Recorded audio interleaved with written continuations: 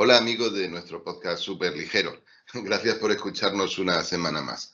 Hoy vamos a tratar de dar un rápido vistazo a una idea de la que ya hemos hablado en algunas ocasiones anteriores, pero que viene lanzada pues por los datos que aparecen en el informe anual de la CNMC, que como sabéis recogen la evolución del mercado telco y audiovisual en realidad durante el año 2020 y que es un documento clave para entender pues qué pasa en la industria telco, al menos en España.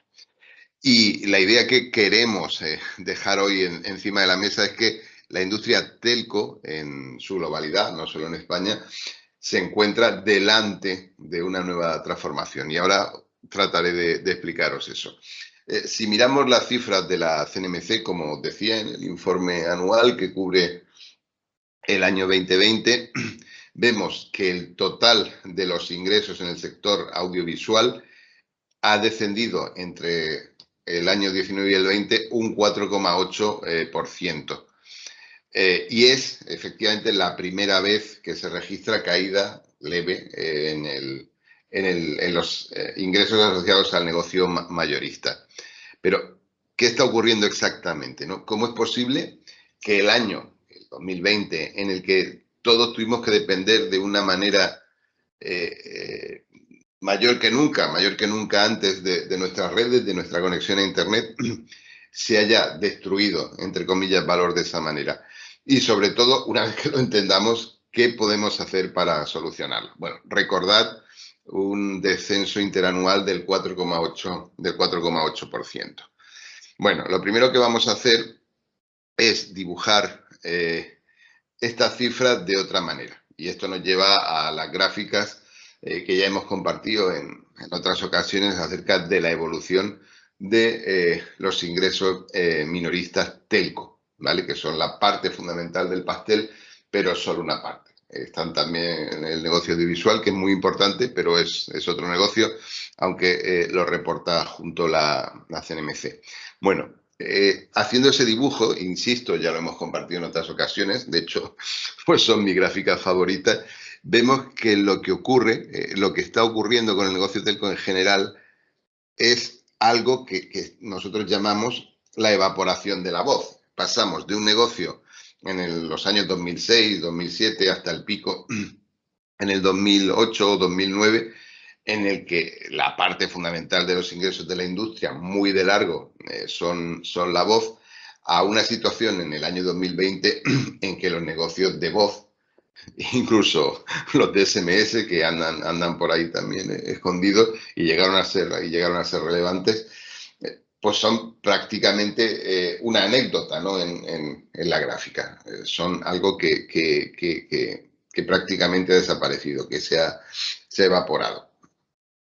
De hecho, lo que estamos viendo en general en el mercado telco en el mundo y en particular en el español es que la banda ancha está compensando de manera parcial, sobre todo a partir de 2017, la caída de los ingresos de voz.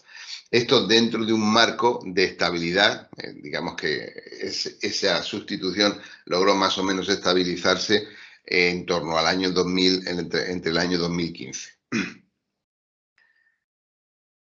Para esos negocios, para los negocios principales ahora, para, digamos, la parte del león, que es fundamentalmente la banda ancha, las cifras son otras. Tenemos un decrecimiento del 0,17% interanual para lo que es banda ancha móvil, ¿vale? Y un leve crecimiento en banda ancha fija del 0,83%. Los ingresos por comunicaciones empresariales, estos asociados al negocio fijo, sí se desplomaron un 6,8, reflejando por una parte la crisis económica asociada a la pandemia, evidentemente, y por otra un claro cambio de tendencia. Pero en total, el impacto sobre la industria en total, pues no es muy alto. Recordad entonces que la parte del león, es decir, la fuente principal de ingresos son la banda ancha, tanto fija como móvil, y que esas cifras o bien están estables o bien suben ligeramente. Así que es una foto ligeramente distinta, ¿no?, a la que nos ofrece la foto agregada. Y entonces, ¿qué ocurre? Porque si tenemos un negocio más o menos estable que sabemos manejar, ¿por qué los telcos sufren tanto? ¿Por qué tenemos lo que llamamos la paradoja Cellnex telefónica? ¿Por qué tantos procesos de carve-out? ¿Por qué tantos EREs? ¿Por qué esas disminuciones de valor que los telcos ya de manera casi rutinaria incluyen en sus balances? El último Orange, Telefónica en América Latina, ante el Vodafone.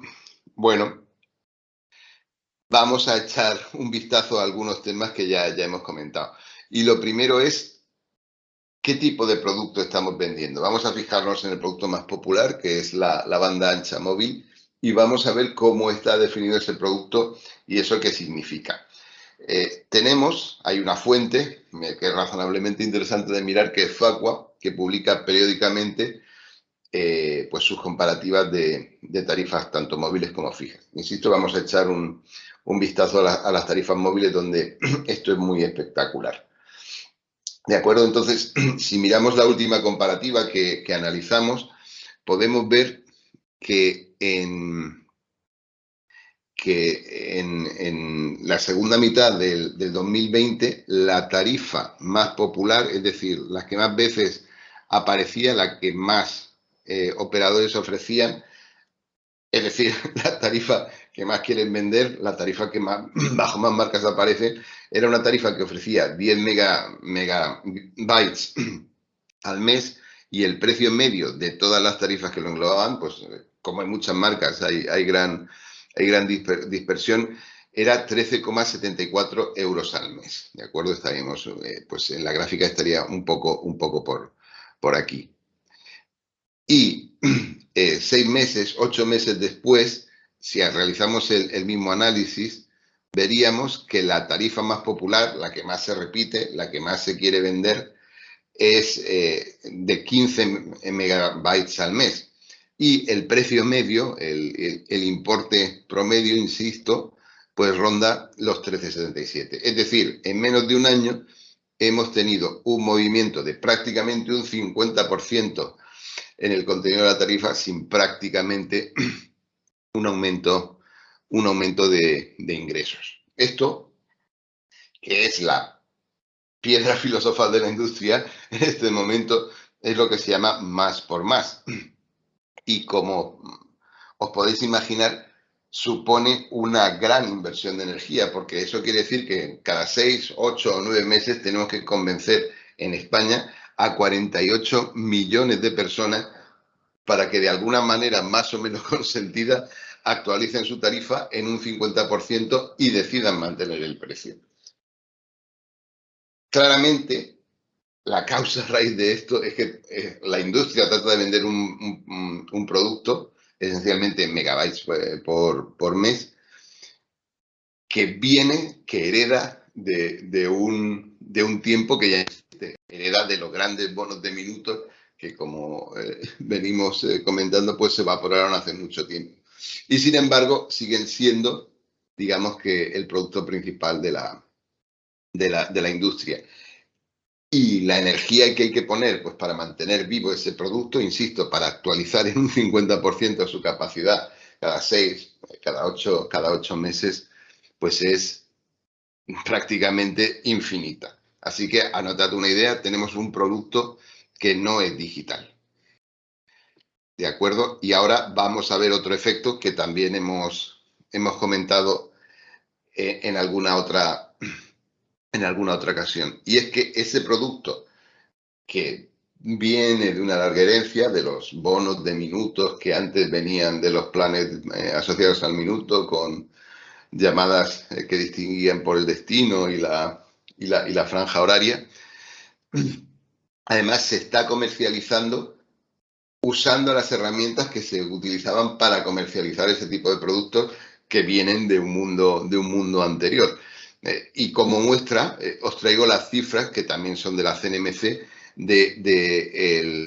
el volumen de transacciones e-commerce por sector.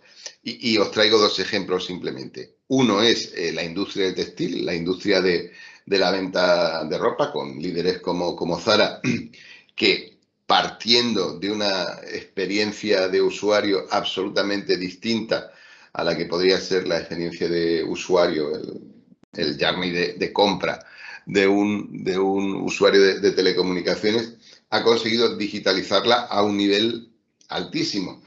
Y estamos hablando de algo que va mucho más allá de la compra o de la transacción.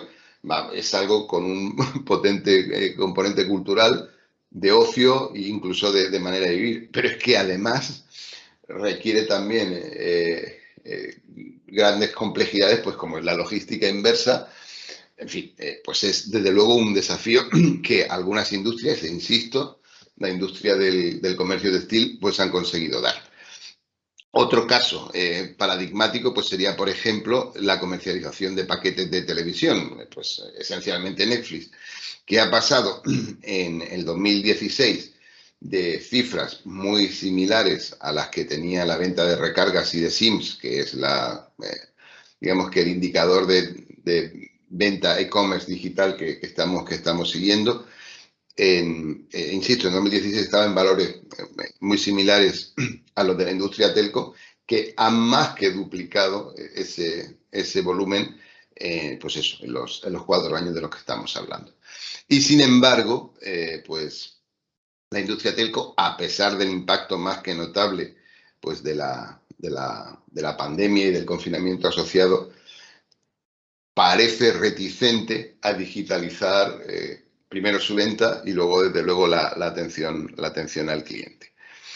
Así que ese producto, de alguna forma, que proviene de un mundo antiguo que desapareció, que se evaporó con la voz, además lo estamos comercializando con canales que eran buenos para ese producto antiguo, sin maximizar o por lo menos sin seguir las mejores prácticas de otras industrias que sí están transformando, reconvirtiendo, ¿no? Pues esa experiencia del cliente. Así que tenemos un producto que no es digital y unos canales que no son digitales.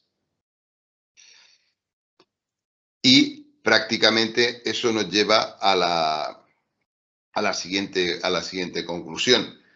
La línea de pensamiento esencial mundial, por lo menos la que expresan los telcos de manera recurrente, pues en cuanto tienen oportunidad, y de manera muy particular en la europea, porque también profundamente cierto, es que se ha creado mediante la regulación un mercado artificialmente competitivo. Y eso condena a los jugadores que realmente invierten y, por tanto, condena a las sociedades donde esos jugadores construyen el mercado, porque el producto, lo que ese mercado nos deja, es una infraestructura digital que las sociedades no avanzadas, todas las sociedades, pues necesitamos. Y esto probablemente es cierto, y los ejemplos que la industria pone pues son muy claros, sobre todo si nos comparamos pues con Estados Unidos y los niveles de competencia que allí se encuentran.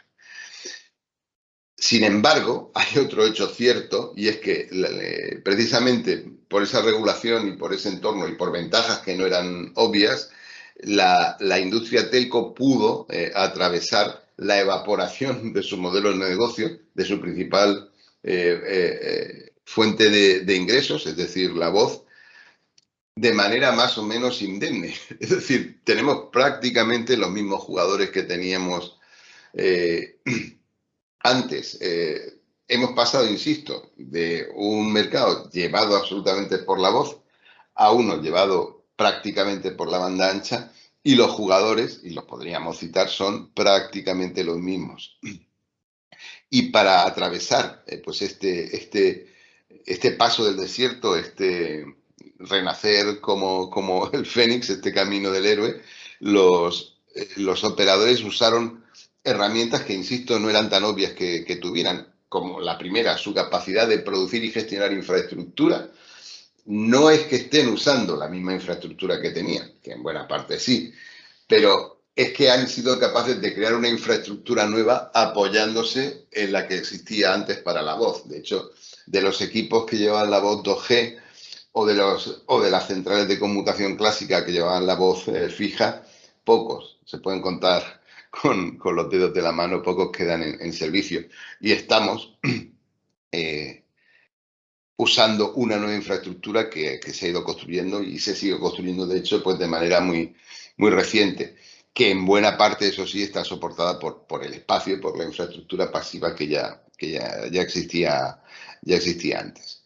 Y otro asset que también no era tan obvio, pero que sobre el que los telcos han construido y que les ha permitido evolucionar, ha sido su capacidad para captar y gestionar clientes por medios absolutamente clásicos, allí donde las personas estaban en aquel momento, a través de tiendas y también en buena parte gracias a un canal telefónico. Pero mantener esas fortalezas, mantener esas capacidades ha supuesto de alguna manera dejar pasar la oportunidad de transformarse hacia un modelo completamente digital, tanto en la infraestructura, que ese es otro hilo del que tiraremos otro día, como en la definición del producto, como acabamos de ver, como en la relación con el cliente, tanto para su venta como para su atención. Y esto hay industrias de los más dispares y por caminos completamente distintos que sí lo están haciendo.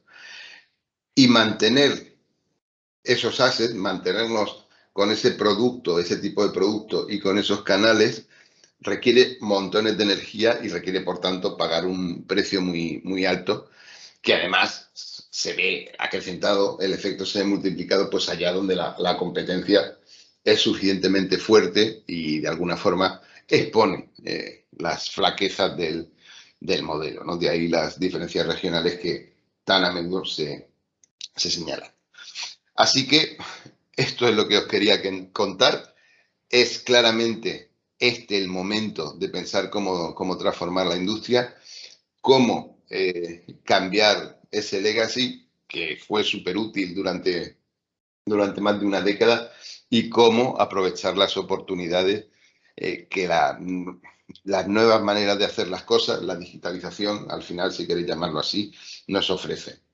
No es un proceso sencillo, pero es el momento de hacerlo y esencialmente es de lo que hablamos aquí, ¿no? Es de esa manera de pensar en súper ligero.